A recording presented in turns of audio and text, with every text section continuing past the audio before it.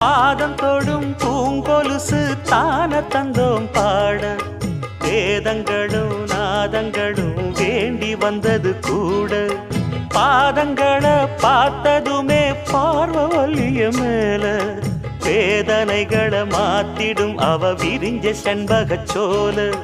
பூத்ததையா பூவு அது கையழகு தூக்குதையா வாசம் அது மெய்யழகு நான் வந்தேன் வாழ்த்தி பாட நல்லத சொன்னே ராகத்தோடு